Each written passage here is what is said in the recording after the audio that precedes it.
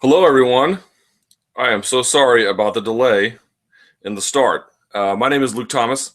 This is the Promotional Malpractice Live Chat, and this is August 5th, 2015, which is my birthday.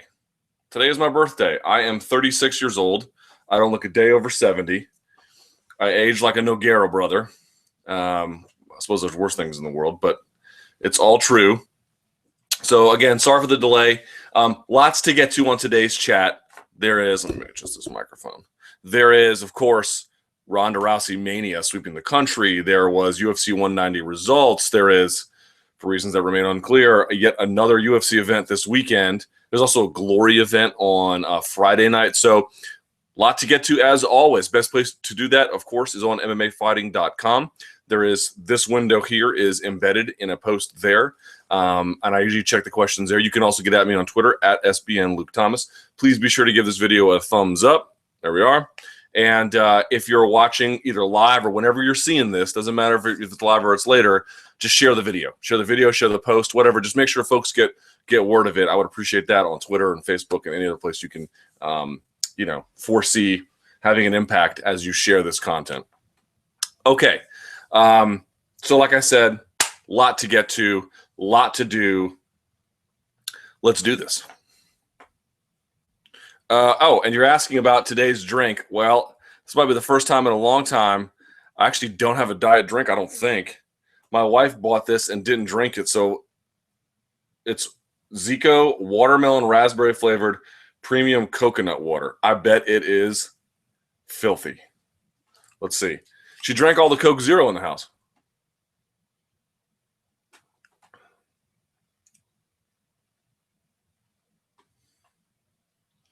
Edible.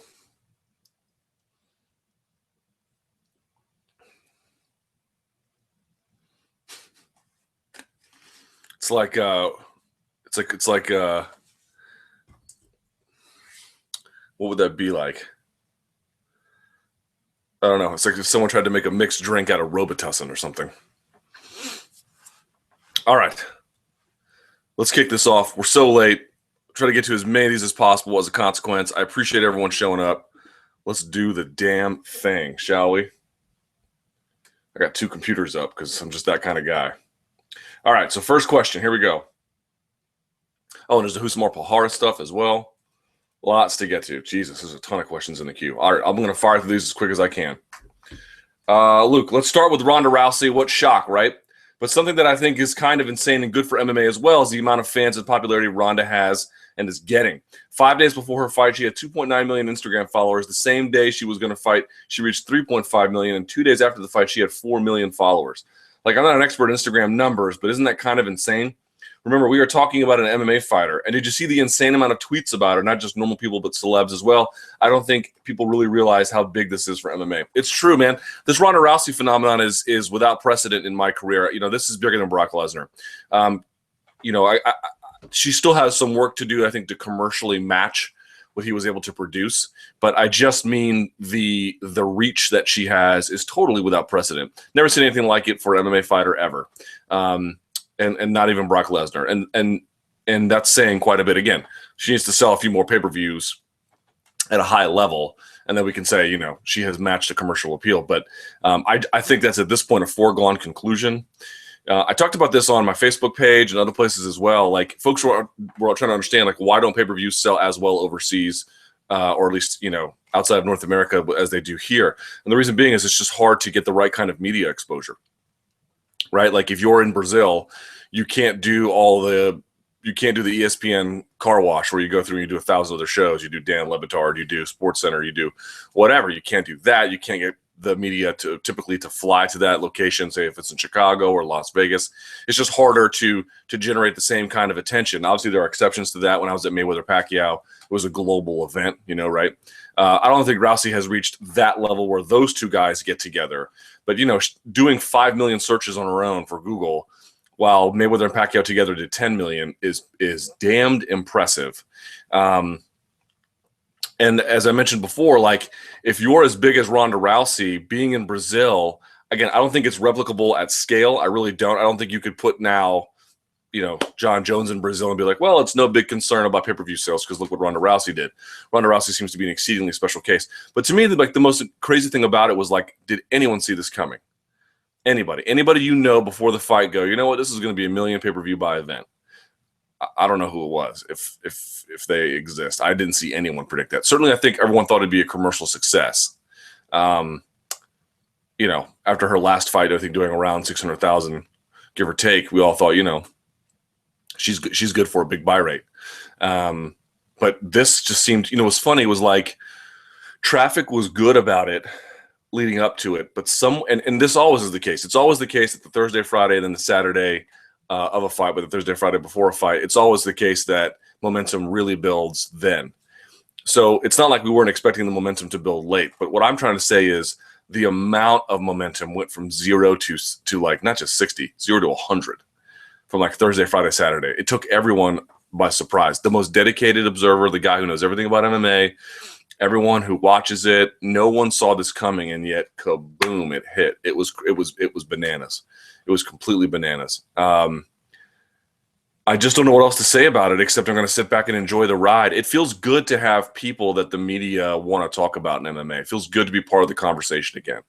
I know a lot of fans have this view, and I understand it. So sometimes I have it too, where, look, I don't mind watching Abu Bakar Nurmagomedov on a World Series of Fighting and not be able to share that with people who just watch traditional sports. That can be yours. It can be mine. It can be our thing, and they don't have to worry about it, and that's cool.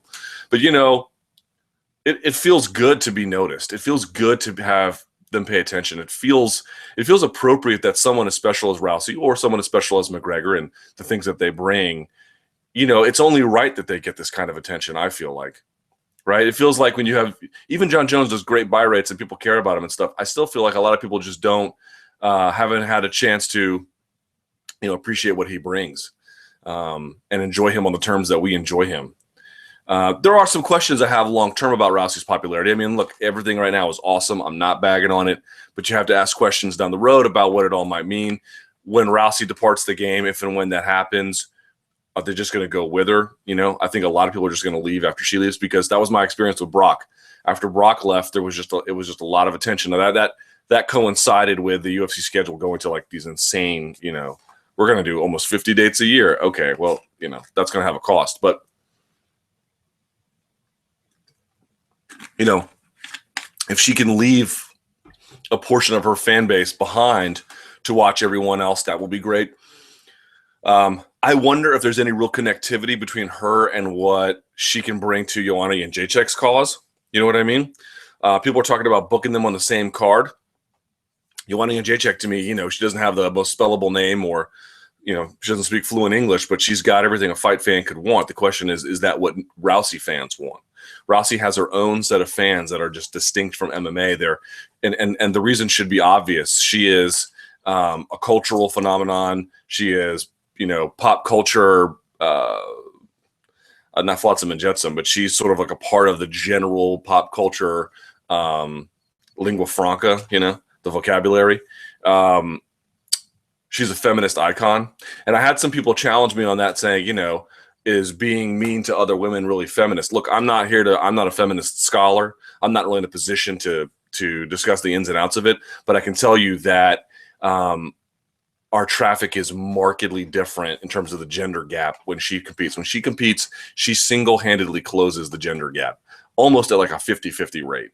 Like no other woman does that, period. Like it's not even a question. To me, women essentially galvanizing around another woman, that to me feels like a very feminist kind of thing, a natural kind of thing in some ways, of course. But, having one person as this sort of sporting ambassador, I think is a very feminist kind of thing. And I think it's awesome. Like my sister didn't watch the fight, but she was interested in about what was happening with Rousey. On my Facebook page the day after, I had like 200 new likes. And it was only because, and I looked at who all the new ones were. It was like 90% women, which never happens. How many times has a male fighter ever joked that, whenever they get recognized, it's always dudes in a club that like them, and Rampage joked about it. Dos Santos has joked about it. Because it's just a heavily dominated male sport, and Rousey just seems to be, at least temporarily, able to shift those dynamics in such a major way. I've also never seen anyone get the kind of reach she had. Rolling Stone, Wired, Fusion, obviously Deadspin, New York Times. And Kimbo got New York Times, but he didn't get any of those other places, right? I mean, Wall Street Journal wrote about her. 538 wrote about her. I've just never, ever, ever, ever, ever seen an MMA fighter do that. Let me say a couple more things about Rousey real quickly, and I'll move on to the rest of the questions. Number one, I think she is the heir to Floyd Mayweather, right? This is not my idea. It's someone else's idea, but I think it's correct. When Mayweather goes out, who is the next biggest combat sports attraction? You can still say maybe Pacquiao for now, but that won't last. And even then, I think that's debatable at this point. But when they go, and they're both going to go soon, is it Canelo? No. Is it GGG or Triple G? No. Is it John Jones? No. Cain Velasquez? No. So who is it? After Mayweather leaves, I don't see how you can argue it's anyone but Rousey. She will, if she hadn't already is, she will take his place as the top combat sports attraction. Still Mayweather, even with that terrible Berto fight that they're trying to shop to people in September. But Rousey's next. She's next in line. I don't think she's going to make Mayweather money anytime soon, despite her belief that she seems she will. But be that as it may, God damn, that's gross. Be that as it may, I think that's what's coming. One point I want to make about Rousey that I won't say it annoys me, but it bothers me a little bit. Look, she is every awesome. She's almost every awesome thing we say about her. She is amazing, a technical marvel, ahead of her time. As I mentioned before, a feminist icon, a sporting icon, right? Not just even for women, but for men too. If you're a male grappler who struggles on the mats every day, and you go and watch her, dude, she is an inspiration, irrespective of gender. That's a fact. Okay. On top of that, she's a box office attraction. She's so many things. She's like a GSP level athlete, easily on par athletically with him, or that level of the game. Right? She's all that and then some. But one thing that bothers me is I think we're so enamored with her, understandably. We're so in awe of the moment, understandably. But one thing that really bothered me that folks were saying was like, she's the greatest combat athlete, or at least combat athlete for women alive. And I really have a hard time agreeing with that. I also don't agree she's the best pound for pound fighter. Strength of schedule matters, competition matters. And while she is tremendous, and even if you got her athletic peers, I still might pick Rousey to beat him. I think she just has a fighter's sensibility in the way that people like Sarah McMahon don't. That's why she's a world-class athlete and couldn't hang with Rousey. But, Betch Correia is someone, as they pointed out on the Co-Main Event podcast, who got in the sport to lose weight. Like, Rousey's been competing at an international level for almost 20 years. It's just not even the same kind of thing at all. Not athletically, not resume wise, not nothing. You were just two different kinds of people. And until the rest of that division fills out, and again, even if it filled out, Rousey still may beat all those people. I'm not saying she couldn't. I still favor her to beat just about anybody at this point, even other matriculating judokas or whoever. But here's my point. We are ascribing greatness to her in very fair ways. But there are women, badass women, who compete in non-spectator sports who I really feel like we are doing a disservice to. The fact that you or I or whoever doesn't pay attention to them because they compete in a sport where you can't sell tickets, that doesn't mean what they're doing is anything less. And sure, I think Rousey might be, you can take issue with Cyborg or whatever, but certainly Rousey might be the best female fighter alive, if not ever. I wouldn't argue too much with that. But I guess what I would argue with is that she's the greatest combat athlete. Because to me, and I mentioned this before, I'm going to pull it up here. Kaori Icho, and then you could talk about, anybody who's won a judo gold medal or multiple judo gold medals. But Kaori Icho, let me just read her resume, and you can laugh at this and say whatever you want about it. She's a wrestler for Japan, okay? I'm trying to figure out her weight class here. I've forgotten it. She's on a 153 match winning streak. I think that's better than Jordan Burroughs. All right. Listen to this. Ready? This is her international resume. You are talking about a sport with a massive even on the women's side, relative to women's MMA, a massive participatory rate, much more filled out. You're talking about things like the Olympics once every 4 years. Talk about the World Championship once a year. To have any kind of success at that level is very difficult to achieve. And to do it like this, 2004 Athens Games at 63 kilos, gold medal. 2008 Beijing Games, 63 kilos, gold medal. 2012 London Games, 63 kilos, gold medal. World Championships in 2002, 2003, 2005, 2006, 2007, 2010, 2011, 2013, 2014, gold medal at the World Championships. In 2014, she went down a weight class to 58 kilos, meaning she's won gold in 2 different weight divisions. Ladies and gentlemen, I'm sorry, that is more impressive than beating Bethe Correia and Miesha Tate twice. It just is. It just is. It's so much more difficult to do that. So much more difficult. You can say, well, the MMA fans have this weird thing where they're like, well, fighting is more advanced than wrestling. Well, for fighting it is, but to succeed in that sport, which is very complicated and very hard to do, you were talking about the difficulty of tasks.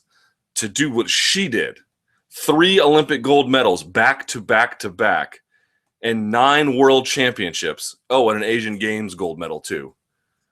That is an insane level of dominance. So to me, the fact that you may not know who she is, I understand that. I'm not asking you to do a bunch of research, but let's slow the roll just a bit. Is Rousey amazing? Yes. Is she the most popular female athlete alive right now? Maybe. Does she deserve all the money she gets paid? She deserves 3 times what she's already getting, I'm sure. Is she an incredible technician? Yes. Is she ahead of her time? Yes. Is she awesome for MMA? Yes. Should every MMA fan be grateful that she's here? Yes. Is she a feminist icon? Yes. Is she a sporting icon? Yes. Is she the greatest female athletic competitor for combat sports right now? I have a very hard time saying yes. I have a very hard time saying yes. This is just but one example. We want to talk about just fighting sports, boxing and MMA and kickboxing, we can have a different conversation. But for combative athletics generally, sorry.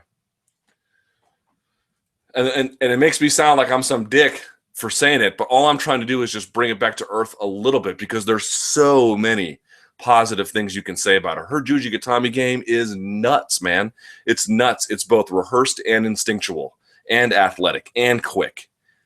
Like I could go on forever about how many things about Ronda Rousey are awesome. All I want to do is just be fair to all the other women who compete in combative athletics who do so when the sports don't sell tickets.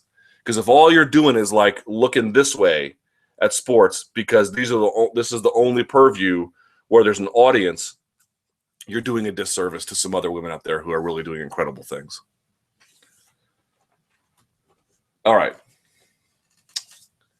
Jacek Gedalia 2, greatest of weeks. Even though my question has nothing to do with Rousey, quick shout-outs to Deadspin's Greg Howard profile on Rousey and 538 statistical analysis, blah, blah, blah, blah, blah. After UFC 190, we can now look forward to a rematch between Gedalia and Joanna Jacek, which is one of the matches I am personally really excited for. Both fighters have shown improvement in the octagon after their first encounter, which was really tight. So on a gut feeling, which of them do you think taking the first – Jesus Christ, is this English? So on a gut feeling, which of them do you think taking the fight the second time – which one – okay. I don't know, man. I might like Jacek's chances a little bit more this time. I thought the first fight was really close. I think Jacek's takedown defense has massively improved. But, Gedalia is kind of a beast, man. Like it was important for us, I think, to see her compete again because Aguilar is no joke. Gedalia is she's just physically a presence in that cage, The way she's able to boss people around, dude, those takedowns, like you get lifted with ease when she takes you down. She has fantastic back attacks, strong jab, punches. As Joe Rogan pointed out correctly, she's kind of heavy on that front leg, so she was susceptible to the leg kick. But an athlete like that can make the kind of necessary adjustments, I think, to work around it. Plus, when you can vary her offense in the way that she can strike you at distance. She can rough you up in the clinch. She can pressure you forward. She can take you down. She can take your back. She can pass. Dude, she's a nightmare. She's a nightmare. She's a total nightmare. But that takedown defense of Jacek, here's what I know. It's going to be competitive as hell. It's going to be an amazing fight. I favor Jacek maybe, but Gedalia, dude, she can – on her best day, if Jacek has even just a moment of not thinking correctly or can't get it together, Gadelha will make her pay. I mean, it's tight. It's really, really tight. Fights announced recently. Who you got? Okay, well, I reserve the right to change my mind as time goes down. Gleison Tibau versus Abel Trujillo. Probably Gleison. Matt Brown versus Kelvin Gastelum. Man, what a good fight. I don't know. Maybe Matt Brown. Maybe. Sergio Pettis versus Chris Carriazo. I'll take Sergio despite some reservations about him. Juliana Pena versus Jessica Ai. I'll take Pena. Alan Juban versus Albert Tumanov. I'll take Tumanov. Diego Sanchez versus Ricardo Lamas. I'll take Lamas. And then Joe Warren versus LC Davis. Really tough one. Warren's had a bit of a resurgence, hasn't he?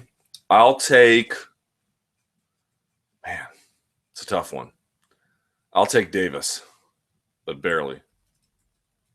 If you had an option as to be an expert in martial combat arts analyst, if you could be an expert in only one of the following martial arts groups, would it be boxing, number 1, 2, kickboxing, Muay Thai, or 3, wrestling, BJJ? 3, they just naturally appeal to me a little bit more, but, you know, any kind of expertise in any of those would be hard to come by and valuable. Which of the following martial arts groups would you choose as the best, most appropriate in the following unarmed situations? Jesus, this is too long. Let's go to some other ones. Demian Maia versus Husamar Pahares for 3 rounds. Who you got? Demian Maia. Demian Maia has a level of Hala Gracie one time said something very true about jiu-jitsu at a high level.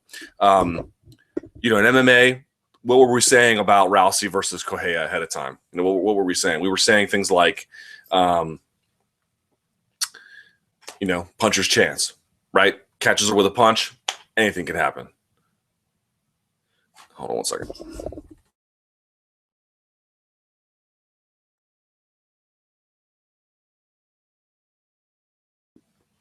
Catches her with a punch, anything can happen, right? You know, you zig when you're supposed to zag, you get cracked, it's lights out, right? Okay. That sort of phenomenon is true, I think, for many sports. It's particularly true for MMA. It's true to a lesser extent with boxing. In MMA, these guys, excuse me, jiu-jitsu, these guys don't lose for 3 rounds. And this is MMA jiu-jitsu, but understanding that them competing on the ground would be like 80% pure jiu-jitsu and then like 20% MMA mixed in just to, you know, make a pass work or, you know, make a mount work or, you know, hold mount or get someone to turn in a different way. So some of the dynamics would be different, but Paul Harris is simply not on the level, just not on the level. And he's excellent.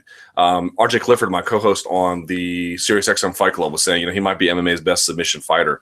You know, and I think by that you mean, you know, someone who just typically tries to force submissions to win, or, you know, looks for them or creates them or whatever. And that might be true, but Demian Maia is just, you know, you're just not going to catch that guy by accident. It's not going to happen. It's just so not going to happen. Okay. Someone says, can you address Paul Harris? I did. Monday Morning Analyst. A quick refresher about everything that happened. Look, here's what I'll say about Paul Harris. Check out the Monday Morning Analyst. It's not showing up on the YouTube channel. I don't know why, but it's on iTunes.com/promotional malpractice or my SoundCloud channel. Both of those are available on my Twitter profile. The long and short of it is that when people were talking about, you know, did Paul Harris hold it too long? Unmistakably, yes. You know, is there something to be said for, you know, we cheerlead people who dive bomb somebody else after they get knocked out or keep punching an unconscious opponent? You know, ref might pull them off, but they're clearly done. If their body has surrendered and they're still going, you know. Yes, the referee might stop them, but, you know, what is really the difference in the end? The referee stoppage seems to be almost like a technicality from which to divide them. Versus Paul Harris holding it after a tap. You know, what is really worse? Is it brain damage or, you know, the threat of a ligament tear? And for me, that argument doesn't work because finishing someone with strikes, I think you can lose yourself in it more. It can happen much more quickly. It can happen with some dispute about whether the person was actually done, even if they're totally out. They can go out for one shot. The next one can be already firing. And it's just harder to make that work. Where you can judge someone for punching someone who was going out. up to a point. When they've obviously gone out and there's 7 punches afterwards, that's a little bit less, understandable. But we've seen many times where someone's hit an unconscious opponent just in the course of trying to finish him, referee pulls them off, and no one says a word, nor should they. I just don't think you have that kind of luxury in jiu-jitsu when every submission takes 2 hands. A heel hook takes 2 hands. A choke takes, there are some one-arm guillotines, but even then the other hand usually has to post on the mat, or an armbar you can kind of, if you're, Jean-Jacques Machado, maybe you can finish it with the one hand, but it takes 2 hands. All you have to do is just let go. Everything stops if you just let go. If Palhares removed the securing arm that he's grabbing his own wrist with, if he just was trying to force the wrist, it all goes away. Or if you let go of the wrist, it just stops. It just stops. It's the amount of control you have over the situation to stop, start it, and pressure it is so much greater in jiu-jitsu, which means that you are so much more responsible for damage, right? If they don't tap, you're all free.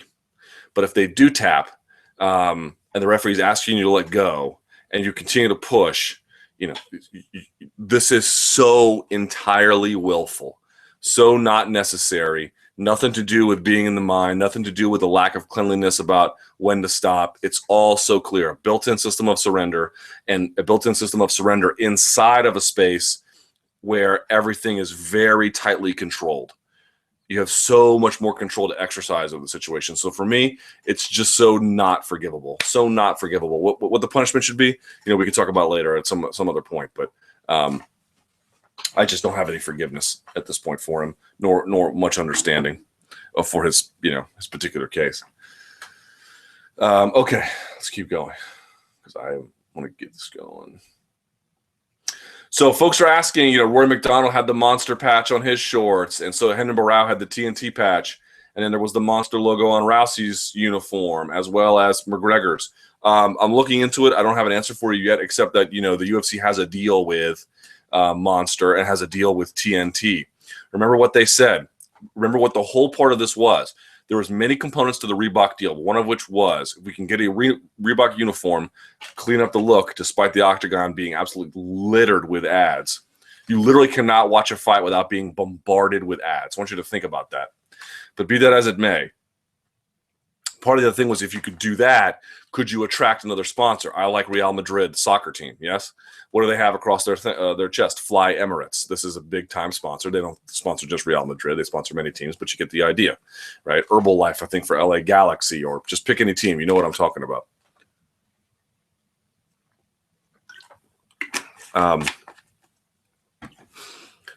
That's the idea here, is trying to get another sponsor on there. Now, why it's just on these ones and not all of them, I don't know. I don't know what sort of deal that they have signed where only this happens. But remember this other component. Now, I don't know about Conor McGregor's case because he's also signed by Monster. I don't know what the deal is there, or with Barao or anybody else. But what they said was, when we get another sponsor, and let's say they get a big one, right? Let's say they get Verizon. They drop Metro PCS, they get Verizon, okay? When they get Verizon, the fighters don't get a cut of that. So the fighters will be wearing it on their kits and their uniforms, and they won't get a penny, right? When the new TV deal comes up in a few years, unless something changes between now and then, they won't get a penny. Meanwhile, what's Carmelo Anthony going to get this next year? Like 28 mil, something like that, because of the jump up from the new TV deal.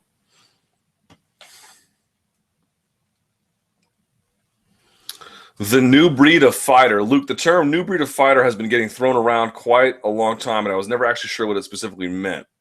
To my knowledge, the term describes a relatively young fighter with a superior skill set of innovative techniques, brilliant fight IQ, and sublime physical attributes that allow them to maintain dominance over their respective competition. Many who seem to fit the bill include John Jones, Wyman, Demetrius Johnson, Ronda Rousey, and perhaps TJ Dillashaw and Conor McGregor in the future. For years, Rory McDonald has been billed as the new breed of the MMA community. It has been beaten twice by longtime veteran Robbie Lawler. Similarly, Rafael dos Anjos, Christopher Doom, Mir Arlovsky, all recently dispatched their younger contemporaries in their respective fights. What is this take on the new breed of fighter concept? The new breed of fighter concept is one that doesn't matriculate from another art. That doesn't come from jiu-jitsu to MMA. It doesn't come from wrestling to MMA. Which tells you a lot about the state of the game on the women's side, where you can get a striker that comes over like in Jacek, or a judoka that comes over like Rousey, and they can enjoy a fair degree of dominance. And that's still true for the men's side to some extent. It's just a little bit harder to come by. But what it means is someone who starts training MMA at an early age, right? Where your passes are passes built for MMA, where your wrestling is wrestling built for MMA, where your punching is punching built for MMA from MMA. But the fact of the matter is, I think that, look, obviously training is going to evolve. Obviously, best practices are going to happen in a way where you're learning boxing from, MMA coaches who understand boxing for MMA, right? And that's slowly happening. But I also feel like this idea that will mean we lack specialization goes away as well. I always think, and this is why I have such respect for Rory McDonald, going out there and competing in Metamoris. McGregor didn't end up doing it, but talking about competing in straight up jiu-jitsu tournaments and whatnot. Or, Ryan Hall, for example, went and competed in a wrestling tournament. And UFC fighters can't box or kickbox professionally, but, point being is trying to get a specialized development in one skill, even while training for MMA generally, I still think is going to be, the best way to do it. If you want the best jiu-jitsu, probably even for MMA, yes, you need to train jiu-jitsu for MMA. You also need to train jiu-jitsu with the best jiu-jitsu guys. They're just going to have a different kind of pressure. They're going to have a different kind of sensibility about the position. They're going to have different tricks for the position. It's not an accident that Demi and Maya lacks in other skills, sure. But when it comes to jiu-jitsu and MMA, he is punishing. You are trapped under ice if he's on top of you. That mount looks like a normal mount. That is anything but a normal mount. And, would he have been that good if he had started as a kid training all around MMA? I don't know. So to me, the new breed of fighter argument, I think, has a lot of merit, and I think the next generation of fighters who come up will have a lot of that. But I think the better ones will do that, and then plus seek out as much specialization as possible. I really and truly believe that. Look, instead of having Aldo versus McGregor and Ronda versus Tate on the same card in December, would it not be better to put Aldo versus McGregor and then Dillashaw versus Preux as the co-main, and then put Ronda versus Tate and Joanna Jacek versus Gedalia as the co-main on the November card? We need future stars, and the amount of eyes that are on their cards is huge. And I really want to see Ronda's potential. How high pay-per-view numbers can she reach by herself? By herself, I don't know, man. Maybe even higher. Honestly, the biggest fight you can make in MMA right now has got to be what? It's got to be Ronda versus Cyborg, right? Got to be. Just because the amount of people outside of people who watch this chat who would want to see that is so high. It's so, which is sort of what got me to begin with. I could not tell. My computer is so damaged. Hang on 1 second.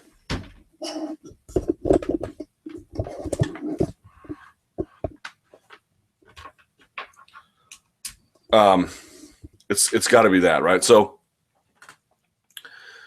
but I think there's a lot of different ways to look at this. Like, what do you want to do if you're the UFC? I don't know what the right answer is. I mean, we all have our own theories and whatnot, but what do you really want to do? Here's what I mean. Could you do what you're talking about, where you have McGregor and Aldo as the main, and then Dillashaw Preux as co-main, and then what I talked about previously about whether or not you can get some of that Ronda Rousey spotlight and help out not just other MMA fighters generally, but maybe women specifically, right? Because if any of us believe that there's a fighter out there who deserves some attention, particularly as a champion, it's probably Jan Jacek. I am not in any way saying what you're suggesting is wrong. Here's what I'm also saying. Occasionally, and this is what I've been talking about for years, and we just have to kind of acknowledge it. When it comes to making super fights, UFC has not been very good about it. They're good at many other things, man. They're good at putting on really big fights, and they're good at putting on – I mean, look at UFC 189. Yes, UFC 190 was terrible, but UFC 189 might have been the best UFC event ever. One of the best MMA events ever, if not the best MMA event ever. I mean, true greatness in stagecraft and – show presentation, like just beyond phenomenal, right? And such a flexing of muscles about strengthening their roster and everything else. Like, it was phenomenal. It was totally phenomenal. I still feel like we're just missing out on these moments where they have a chance to double up their resources. You know what I mean? Like they did it with 189 a little bit, more than a little bit, a fair amount. But I still feel like there's these moments in time, man, where it's like, look, could you spread this out and do real well with it? Sure, not denying it, but maybe just once. Just let's just have a card that is unforgettable. Let's have a moment that is unforgettable. Let's just do something big and huge and beyond crazy, even if you don't have to. In some ways, it might even make more economic sense not to. But as a return to the to create big moment in sport, to return things to the customer, to to just create a moment in time that is unforgettable. And what is the monetary value of that? I don't know. Maybe this is all flowery language about nothing, But from my perspective, you just garner more goodwill, you make more noise, and you make better memories with your customers and the sporting community generally, when you just say, let's just stack something. I mean, let's just make history as best we can, which is why UFC 100, I think, is still a benchmark, off the Ultimate Fighter, Hendo versus Bisping, then George St. Pierre defending his title against Thiago Alves. And then on top of that, you had Brock Lesnar in the rematch with Frank Mir. Like, they didn't have to do that. They didn't have to do that at all, but they chose to. They chose to do it, and I think in the end it was the right call. It did mega buys, and maybe it could have done more if they spread it out, but it did mega buys. It bled over into UFC 101, which was also, had 2 strong fights on it. It bled over, and it just created an indelible memory, right? I think there's something to be said for doing that. I really and truly believe that. I want to see big events, and I want to see. We've never had in the modern era, we've never had a true MMA super fight. We just haven't. We've gotten, close to some things, Hendo versus Fedor's, something like that. I don't know. There are other examples. You can hear Barbas, he's here. But anyway, that's just my view on it. And I don't expect anyone to listen or agree. It's not about that. It's just about, how do we do something really, really special? And why did you want to do something special? The idea of just this short-term monetary gain, I think I understand it for the most part. But when you have something going on in the sport where, I wonder if the sport works like this, where you have these punctuated moments where someone special transcends everybody else and the sport is super hot, and then it gets cold for a while, and then another star or two, whatever, emerges, and then it gets hot as long as they're there, and then when they depart or whatever happens, then it gets cold again, it gets hot and cold and hot and cold. I wonder if the sport works that way, where you have a transcendent star and then there's this sort of middling period, because everyone sort of wonders, when a star goes, does he or she directly hand the torch over? I'm not sure that's the right frame of reference to talk about fight sports. I'm not sure that's actually a true thing. It may be in some cases if you're lucky. I think De La Hoya was able to give some of that magic to both Mayweather and Pacquiao, so it worked out pretty well for them. But Mayweather and Pacquiao have not bestowed that upon anyone else. Canelo, I guess, a little bit, but he's not nearly the same kind of attraction, not yet anyway. So for me, finding a way when you get 2 of them together at the same time to fight. Not each other, of course, but at the same moment, would be just taking advantage of a rare moment in time. These moments where these guys and these ladies, in this particular case, have enjoyed this kind of level of success, man. When they go, I'm not convinced there's going to be an air for them. It may be another period where fans just exit the sport again. They did after, again, I mentioned before, they did after Lesnar left, and we have to be prepared for that. So when they're there, why not unite the forces and make, the Voltron of MMA shows? UFC and Rousey's drawing power. I don't know if I've already answered this already. Evidently, at the moment, the projected numbers for UFC 190 seem to blow all expectations, including UFC's, out of the water. Do you still feel that Rousey as a draw is a class below Jones and McGregor? Not anymore. As a larger question, I'm somewhat baffled by the UFC 190 card. Aside from the women's fights, UFC 190 was quite dreadful, at least in my opinion, to the seeming surprise of no one, as it seemed more like a nostalgia card to begin with, as most fighters were in their past or past their prime and blah, blah, blah, blah. Yet at the time, Rousey was already assumed to be a huge draw among the casual fans, who I assume are less likely to tune in for the next card than the hardcore fan if they don't enjoy the majority of the card. So why did the UFC saddle Rousey with such a card despite seemingly being aware of the increasing popularity among the casual fans instead of trying to support like they did with McGregor at 189? There's a lot of complicating factors. I think this even took them by surprise. I really think no one was talking about this as a million pay-per-view buy event until afterward. Nobody. I just didn't see it. If I'm wrong, let me know. But again, didn't think it was going to be bad. Thought it was going to be a commercial success, but not like that. So I really and truly feel like somewhere after the Zingano fight, up to now, her popularity just. So what was it? Was it appearance on WrestleMania? I'm sure that helped. Was it the Floyd stuff at the ESPYs? I'm sure that helped.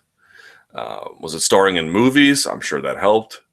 I don't know exactly. You can point to those things as like contributing factors, but I don't know exactly what it was.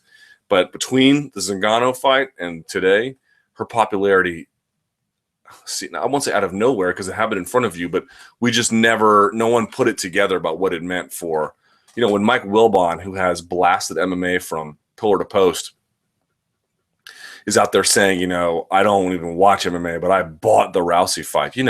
This is something, more than just unique. This is a isolated moment in time that I am not sure is replicable. I really am not. Rousey is just so completely different, and only getting bigger.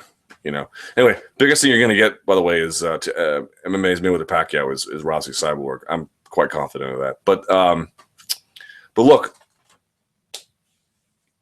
this is what I'm talking about. Like, you can put Rousey on a card with 7 fights, most of which were those 2 tough fights were like, oh my God, literally a chore to watch. Literally.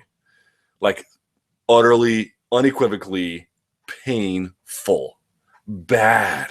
The Shogun Nogueira fight was, I thought, competitive. I'm not going to talk badly about Big Nog because he's such a legend, but certainly we all know he doesn't need to be competing. The Gadelia fight and Aguilar fight was good, but the card was not great. But the thing is, when Rousey's at the top of the card and you have this kind of phenomenon backing you, and she had that do nothing bitch speech she was making, and everything just kind of steamrolled from that Thursday on. They had built the card way in advance, but I think the point was they had figured, look, we can put Rousey at the top of this. We can give back to Brazil and the Brazilian market in a way we hadn't in a while.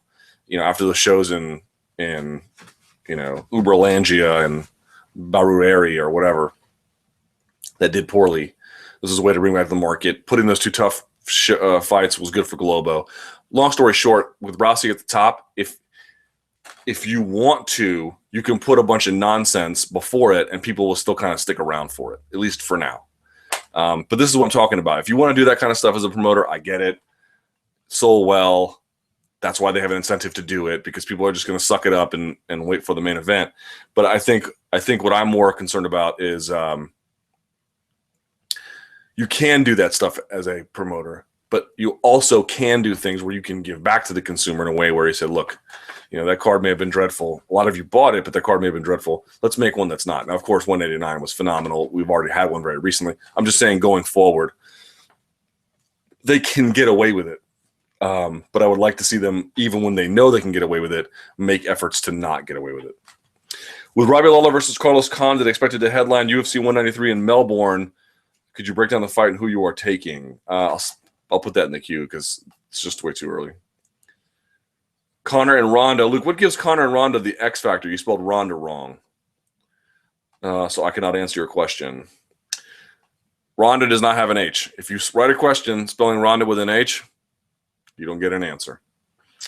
Women's MMA fights. You want any Jacek versus Gadelia? Already talked about that one. Jessica versus Pena, talked about that one. UFC 190 pacing. What was Zuffa thinking having horrifically bad tough fights? They owed it to Globo, I believe, is what is the cause there. It's not, someone spelled it Global. It's Globo. Yes, there you go. Someone corrected them as well.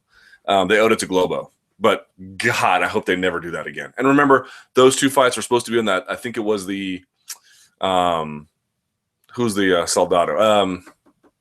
Yoel Romero versus Lyoto Machida card, and they had the visa issue, so they said, you know what, just put it on there. Yeah, God, Jesus, I hope that never happens again. I wanted Palhares to eye gouge me at that moment in time. I really did. And this is what I'm talking about too. How many times have you guys been on here and I've told you I don't care about the portion of the MMA game that someone can replicate alongside UFC. What I care about, and if you don't, okay, fine. But what I care about is the portion of the UFC game that no one can replicate because it's so different. It's just not even the same sport. It's like watching high school basketball that's, competitive, fun. And then it's like going and watching, Kevin Durant. It's just not even close. And they can wear all the Reebok and UFC gear they want. It doesn't make them at that level. It doesn't. MMA fighters at the highest level are mentally tougher. They are skilled in ways beyond compare. They have, unmatched experience and a desire to compete and win and an ability to answer the call for violence in ways that the people who are sub-level, even very, very talented fighters and athletes don't. It's like this. It's the high mountain cliff and then it drops off a cliff. And there's the rest of MMA, as far as I'm concerned. And I wish other fans thought like that because it would put more pressure on UFC to deliver that kind of product in a more pronounced way. But, if you donks want to don't want to put any pressure on them, then they won't respond. I'm going to wreck this question because I kind of want to talk about it. Luke, last week you vented on why Rousey should fight Cyborg next. While I would like to see the fight in question, there are two aspects in that vent and other symbols I've heard that I was puzzled over. Okay. And you got to stress these are questions not meant as accusatory or critical. Cool, no worries. Do you really feel that UFC or Rousey don't have any justified reasons for pushing the fight to happen at 135, especially since Cyborg won and anything can happen in a fight? There's literally nothing they can do with her while their arguably biggest draw is suddenly a champion who lost that last fight. Okay. And then you ask, second, why is Cyborg's role in this seemingly always ignored in the argument? She hasn't proven that she can even make the cut to 140. And up to this point, her claims to make the cut have always seemed to be lip service with no evidence of any true attempts to do it. Yet, when I see this discussed in the media, including here, there is almost no pressure or frustration towards her in this matter. On the contrary, it almost seems that most arguments are that Rousey needs to accommodate Cyborg, which leads me to the question of what would happen if Cyborg announced she can't make 140. Again, these are not meant as accusatory questions. I'm sorry if they came across as such. They do not. They were good questions. Okay, so let's talk about Cyborg versus Rousey. I am of the belief. Let me just state my belief on this real quickly. Hang on.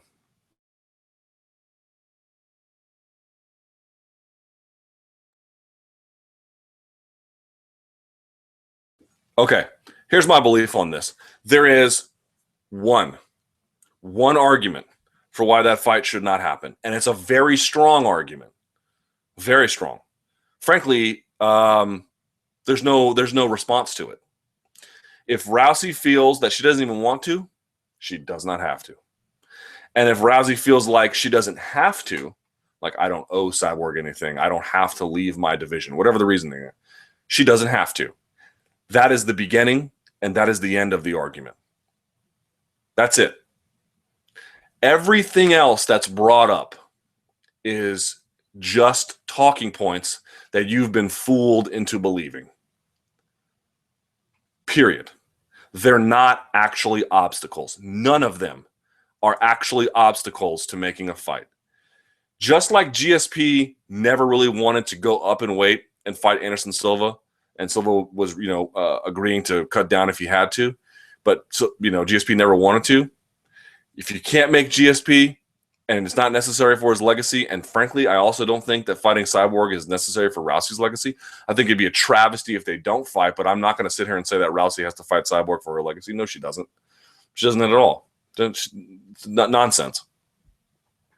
But The only argument you cannot argue against is that Rousey has to do it or that, she should do it. Well, I guess you could make the argument that she should, but only in a sort of suggestive way. Not should as in if she doesn't, there is a sort of like career ultimatum about her that we have to acknowledge. No, I don't think that's true either.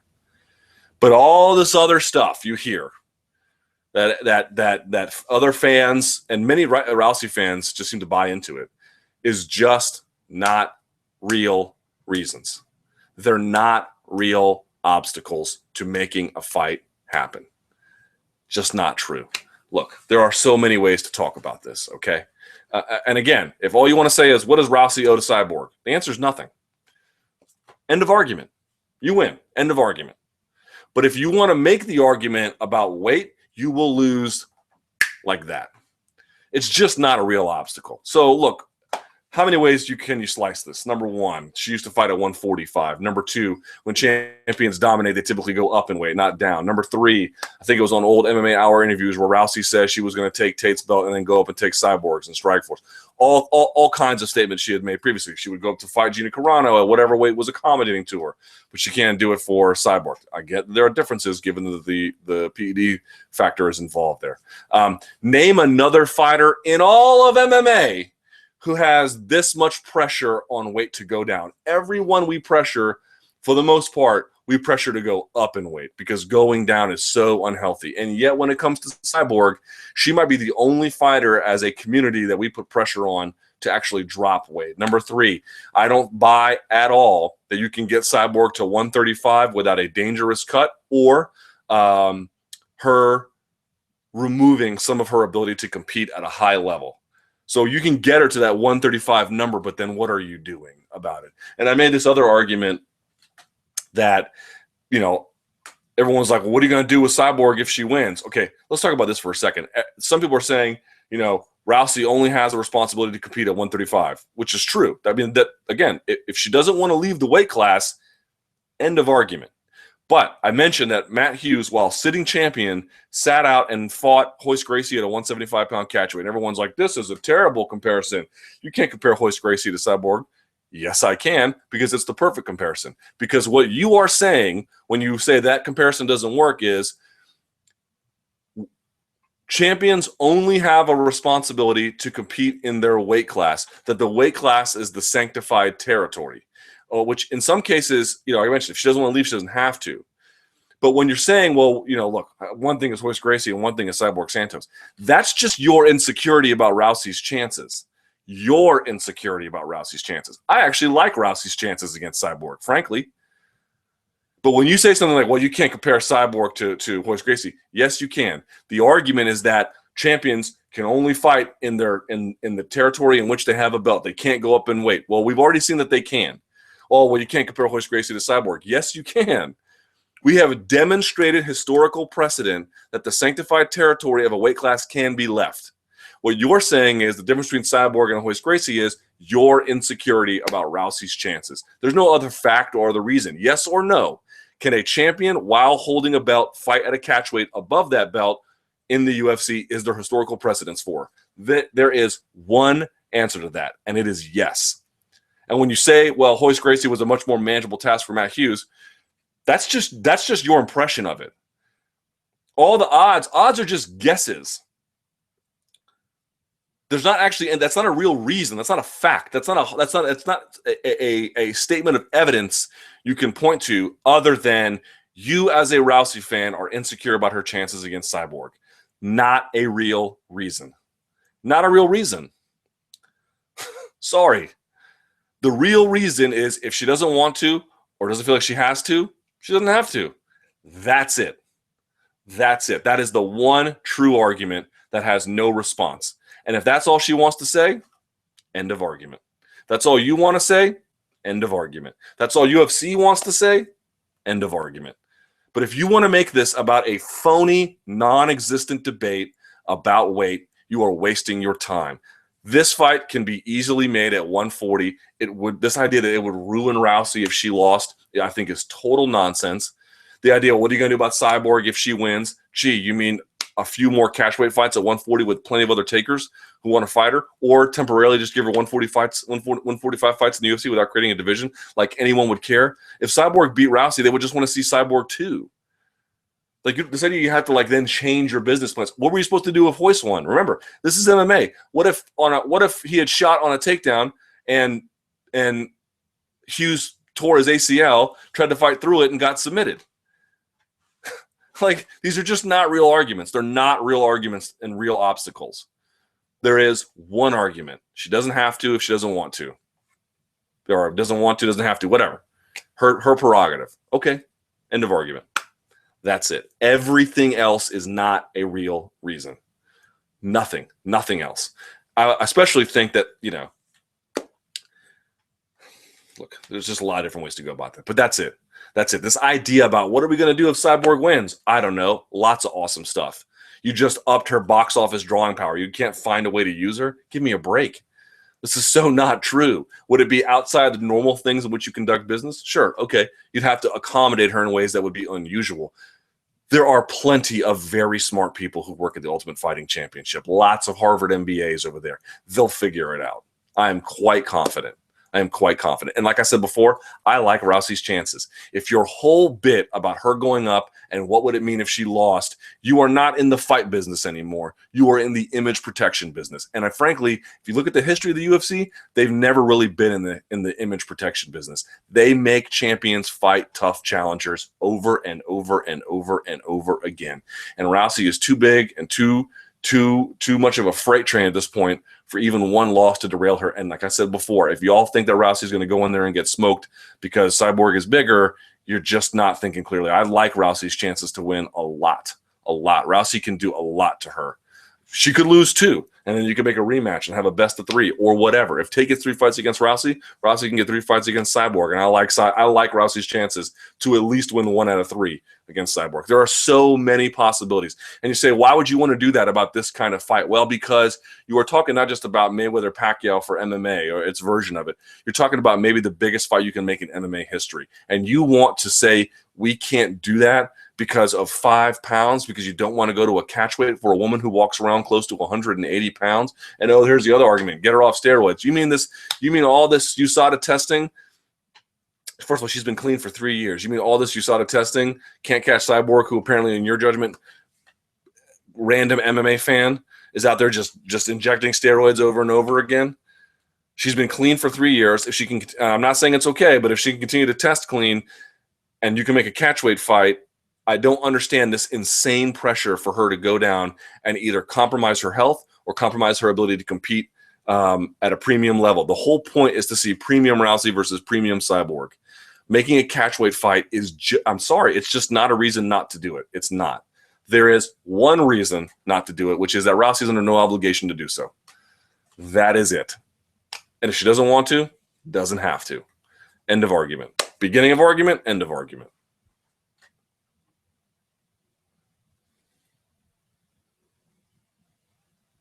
BJ Penn got rightly pressured to drop weight classes. Oh, by the way, started out as a lightweight, went up to welterweight. Okay.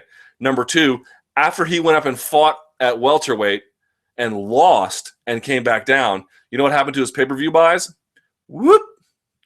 Through the roof. Through the roof. This idea that if Rousey lost to Cyborg, the interest in Rousey would go away overnight is total fantasy. It is your insecurity about her chances. It is an insecurity I do not share. I like her chances against Cyborg. I really and truly do. So, well, Hoist Gracie is not the same thing for Matt Hughes as Cyborg is to Rousey in your mind. You can't actually prove that. I can prove that when a UFC champion held a belt, he fought outside of his weight class at that time in a catchweight bout. I can prove that. Your projection of insecurity is not actually a reason.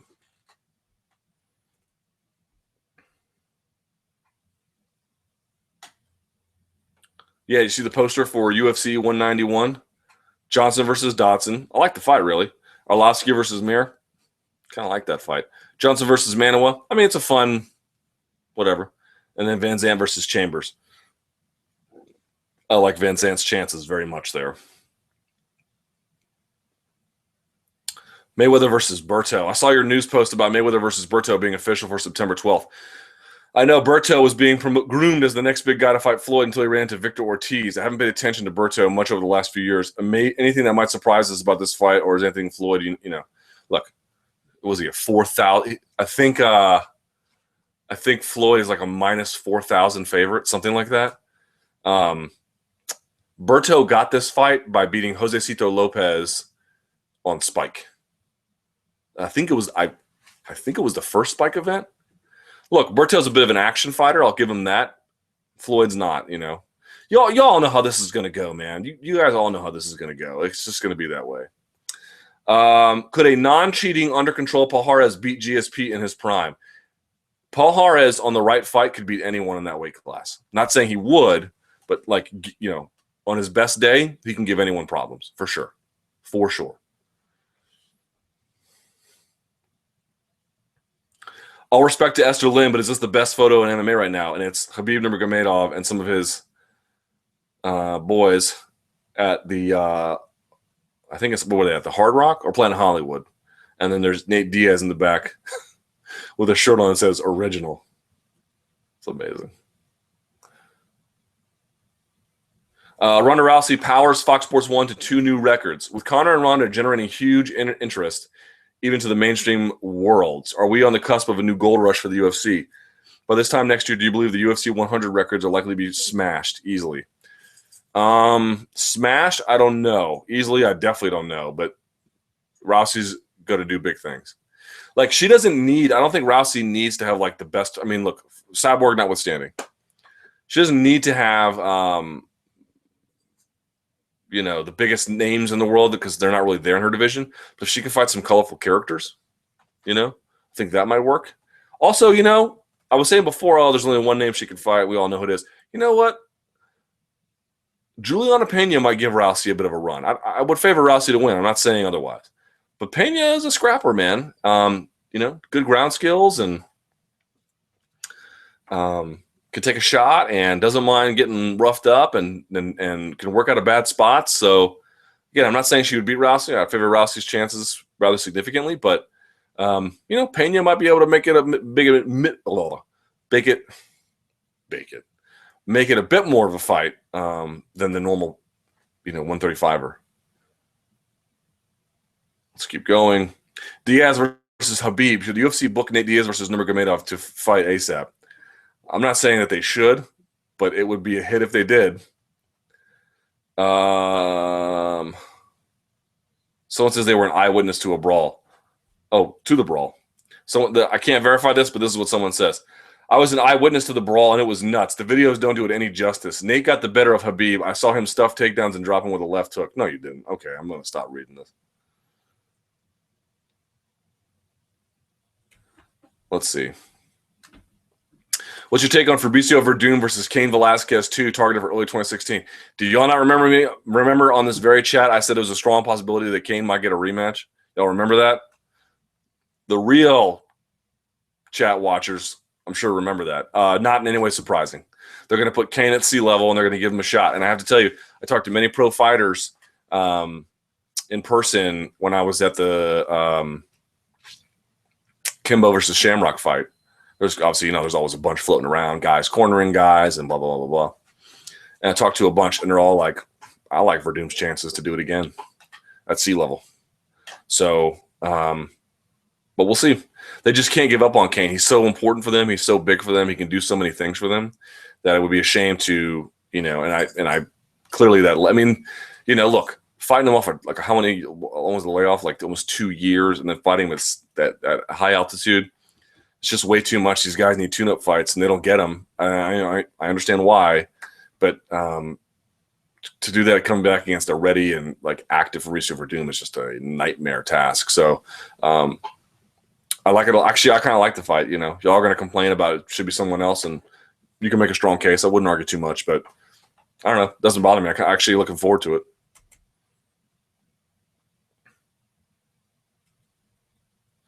Thoughts on John Kavanaugh and SBG to link up with the likes of Nurmagomedov to form a new MMA team? Yeah, it's weird. It's not clear exactly who's going to be involved. Some of the articles I've read, it doesn't involve McGregor. It just involves Kavanaugh coaching up Nurmagomedov and some other people. But we'll see what happens. It's going to be interesting. I mean, if Nurmagomedov hooked up with McGregor, you know, like I said, you always want to be careful. Like, just because two people train together doesn't mean that you're going to absorb each other's skills, but it could also be, you know, hugely valuable at the same time.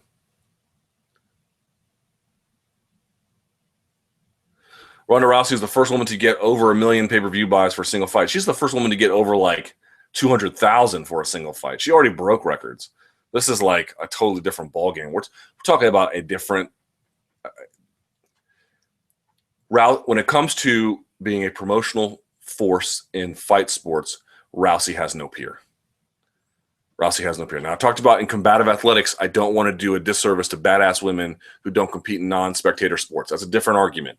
But promotionally, getting people in spectator sports to cough up dollars, Rousey is historically peerless. Peerless. She stands alone at the top, and number 2 ain't even close. And honestly, you know what's funny about this? And I was crazy. I had a bunch of casuals being like, before the fight, coming up to being like, you know what, man? Who's Rousey going to fight next? And I was thinking, you know, might be Holly Holm. Who knows where Cyborg discussions could go? I was like, I don't really know, you know? And they were like, you know who I want to see her fight again? I want to see her fight Miesha Tate. And I'm thinking to myself, what? Like, y'all know how this movie's going to end. And it didn't even occur to me. And then, you know, of course, I knew Jessica I was fighting Miesha. And I was like, well, I guess they might be setting up some possibilities. You know, you never know. And then she came out there and she bodied Jessica I, and they gave her the fight. And I was just thinking, you know, I guess so, you know, whatever. No, I mean, I didn't think much of it. I didn't think it was bad. I didn't think it was good. I was like, okay, there seems to be some casual interest. And then I went to the gym last night and everyone was like, dude, you know, I like Miesha's chances against Ronda this next time. And I'm thinking, wow, casual fans, they really like that pairing. They really like that pairing. That fight could definitely, if it takes place, let's say in Las Vegas, you know, and they do a bunch of, and they're going to do a bunch of promos for it and media tours for it, and the whole, dude, that can sell big business, man. That can do big business. You know what's funny? I talked about before, Miesha Tate has over 1 million likes on Facebook. Like, McGregor just got 1 million likes on Facebook. So think about that for a second. Let's go to Twitter for just a moment if we can. Y'all want to see Barbas? Birthday Barbas? Barbas, come here. Come here, buddy. Come here, buddy. There he is. Twinsies. There's birthday Barbas. Say hi, buddy. Is he not the blackest dog you've ever seen? The dude just like, he's hard to take pictures of. You have to get him with natural light because he's so black. Got a kiss? Can I get a birthday kiss? Yeah. All right. Thanks, buddy. All right. Twitter machine. Why does the UFC want to push King when his numbers are pedestrian at best? Because they're not pedestrian. They're actually pretty good.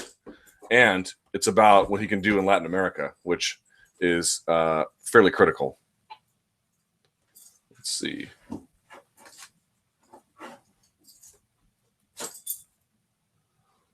How much of UFC 190 success is thanks to Betch's trash talk? Fair bit. Two things that people were mentioning to me as casuals that I hadn't picked up on that I think in the end actually had a pretty big effect. Betch's trash talk, and then this perception that she was undefeated. I mean, she was undefeated heading into the fight, but you get the idea, right? That the people were like, you know what, man? Like, looks like she can punch. She's undefeated. This is what casuals, man, you can sell them because you got Rousey, who they're already interested in. Everyone knows from the casuals to the hardcore that Ronda Rousey can fight her ass off, okay? Then all you got to do is you give them someone else. You say, here's an undefeated Brazilian who talks a big game, you know, all the Four Horsemen stuff, made the comments about the suicide, and you can show a couple highlight reels of her punching on Shayna Baszler, you know, or Julie Kedzie or whatever, and then you can sell it as like there's this dominating force that Rousey has to answer to, when in reality you're like, you know, if you watched any tape on Betch Correia, you were like, man, these are just two different kind of athletes. one that works hard, and then an elite one. Okay. Barbers gets a 5 out of 5.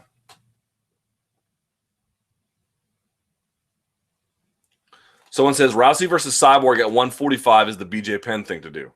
Rousey versus Cyborg at 135 is the GSP thing to do. I appreciate both angles. Okay. Do you anticipate any changes in women's MMA after Ronda retires?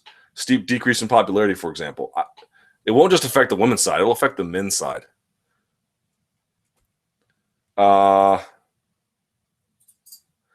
Not counting Rousey Cyborg, what is your super fight to make? John Jones versus somebody. I'm not sure who yet. How many MMA fans remember the era when Arlovsky versus Mir should have happened? I remember that. They brought him out to the cage, and then Dana White used to make announcements in the octagon, like to the arena. He used to do that. And then he goes, I'll never forget it. He goes, check out this new welterweight I just signed. That's exactly what he said.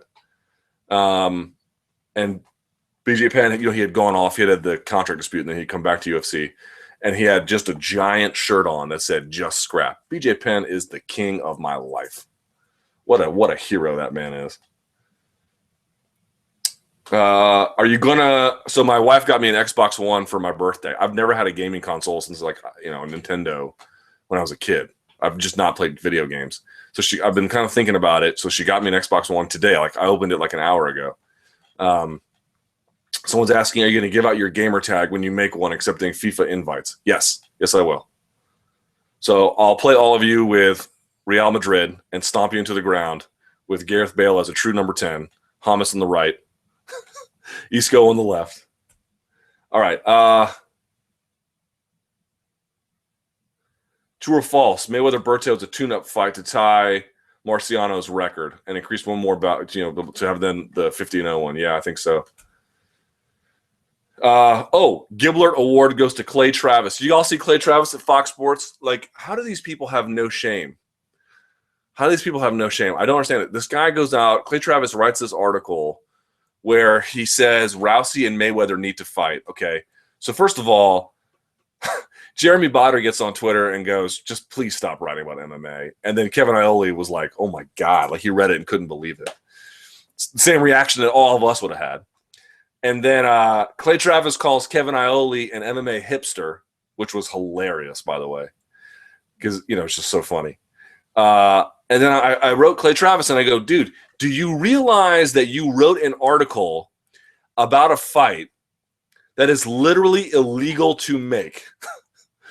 Like, if the UFC or any promoter tried to put on Rousey versus Mayweather, which first of all, it's just so impossible on so many terms, but just this one term in an MMA fight, you would go to jail. You would be arrested and go to jail. Okay? So there's that. So I wrote him this in all caps. I was like, it's illegal. Clay Travis, ever the genius, responds, okay, is it illegal everywhere? Take it where it's not legal, or take it where it is legal, and it would do big business. Okay, genius. All right. First of all, it's just so stupid on so many levels, but not least of which is, so your response to it being illegal here is to flee U.S. jurisdiction and risk losing your promoter's license in the biggest market that you have to make one fight that would otherwise be a big money gain and potentially ruin your business. Like, there's just so many dumb. The layers of dumb is like an onion. It's like, wow, that layer's dumb. Whoop, here's another layer of stupidity. Wow. We are just, this is the moron level. Oh, found the idiot level. Oh, here is the Nimrod level. This is the level where you soil yourself because you don't have control of your bodily functions anymore. Like, this is, and this dude gets paid, he has like 100,000 followers on Twitter. It's amazing to me. How, like, either you don't know you're dumb or you know you're dumb and you've just lost hope for your life. And you're saying, I'm just gonna slam my fingers on the keyboard and just put that out. And everyone's going to call me an idiot and people are just going to say horrible things about me, but I'm going to get a big fat check. What a sad, sad existence. Let's see. Do you think Uriah Faber is getting more attention than he deserves? I think he's getting as much as is merited.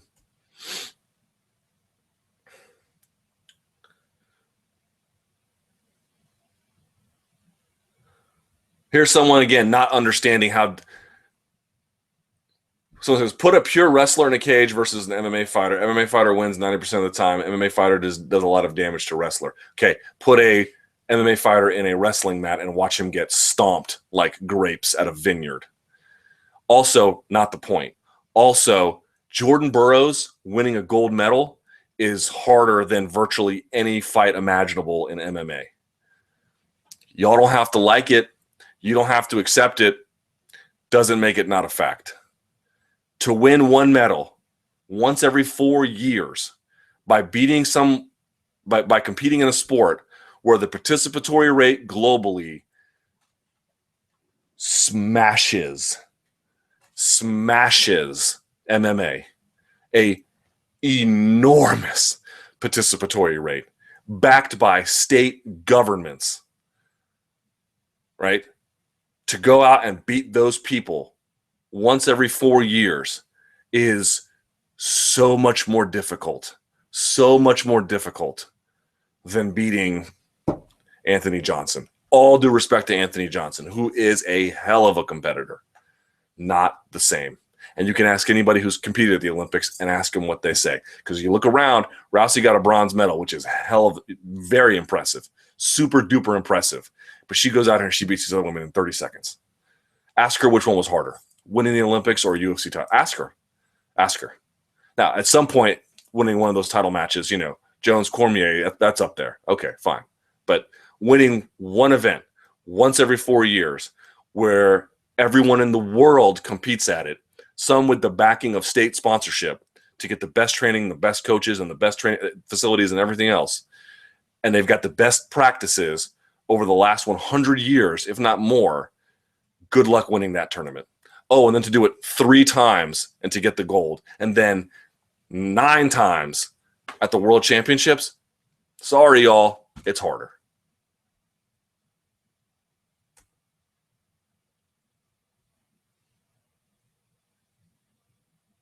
Ronda versus Joanna, disregarding weight class. I suspect, you can't disregard weight class.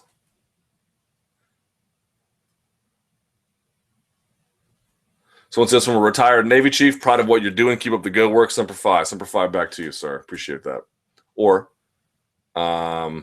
if you are enlisted, Semper Fi anyway.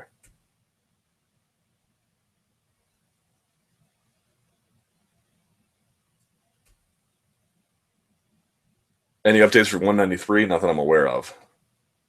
Best striker at middleweight right now. Might be Luke Rockhold, man.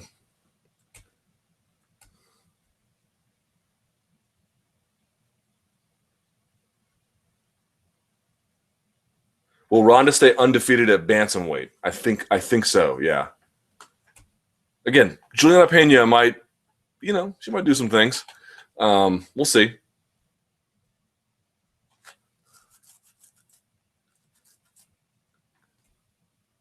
All right, let's go back to the top.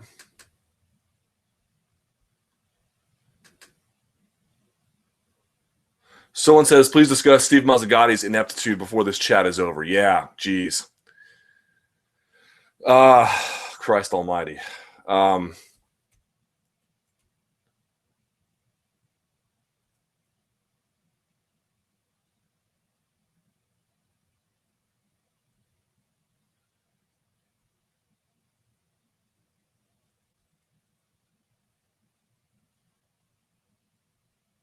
What the hell is this? God, some people just don't understand arguments. I like how I make an argument and then someone makes an argument back that isn't about what I'm arguing, like a separate kind of semi-related argument. All right, so back to Steve Mazzagati. Yeah, so all I saw at first, because I was covering 190, all I saw at first was the finish. And the finish, I didn't love his positioning, but frankly, I didn't hate it either. Mazzagati was on him pretty quickly. Not great. I'm not going to say it was great, but it wasn't. In and of itself, that was not enough for me to be like, oh, Mazzagati did a terrible thing.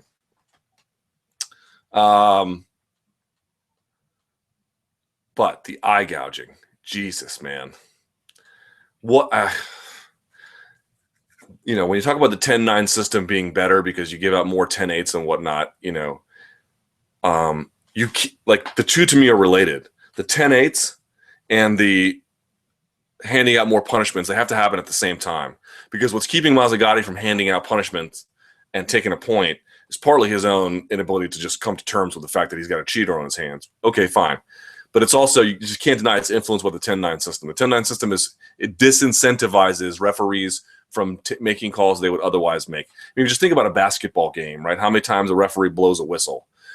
I understand it's not a fight, and things have massive consequences. It's one fight. It can make or break a career or a year, or I get it. So you have to be you're going to be reluctant generally. Like the nature of fighting makes referee interference reluctant. But that 10-9 system really adds just another layer on top. If there was a way to do it that would have an impact, but not this sort of disproportionate impact where, you know, you could end up having a tie with just losing 1 point, depending on how the rest of the fight goes. Or, you know, the changing the way you fight as a consequence, like all these things can matter. So like, I understand the reluctance, but Jesus, man, 4 different warnings for eye pokes, and you didn't do it. You gave him 2 warnings. You don't take a point on the 3rd, or you don't take a point on the 4th. Like, I just don't get it. I just don't get it. You know, it's just not, again, I'm not saying it's unforgivable, but it's not something you can overlook.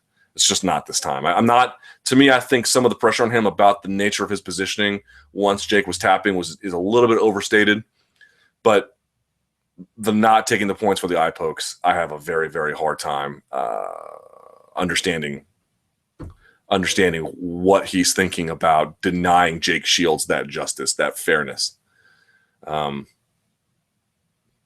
We'll see what Nevada's going to do about it. But there's not an argument where you can be like, yes, he handled this in the most appropriate manner imaginable. Doesn't exist. All right. Let's see.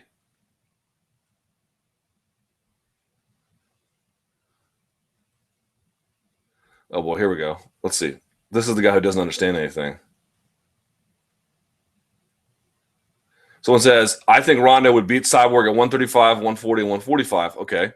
And the fact that a former champ was seen fighting at a catchweight gives no moral compass to how we should feel about the Cyborg Rousey matchup. I'm not asking you how you feel. Your feelings about it are not – my feelings about it are not what matters. Your feelings about it are not what matters. That's precisely my point. That is exactly my point. The only thing that matters is you're trying to argue, here are a set of facts. Well, let me give you a set of facts. There is no reason for a champion to leave a weight class in MMA if they don't want to. There is historical precedence for that. There is historical precedence for a sitting champion to fight outside of their weight class for a catchweight, for a fighter coming in out of nowhere, basically, risking a whole lot. There is literal precedence for that. Arguing that the situation is materially different with Cyborg than it is with Royce Gracie is simply your projection of insecurity about Rousey's chances, which is not a reason. That is not a reason. That is not a statement of fact.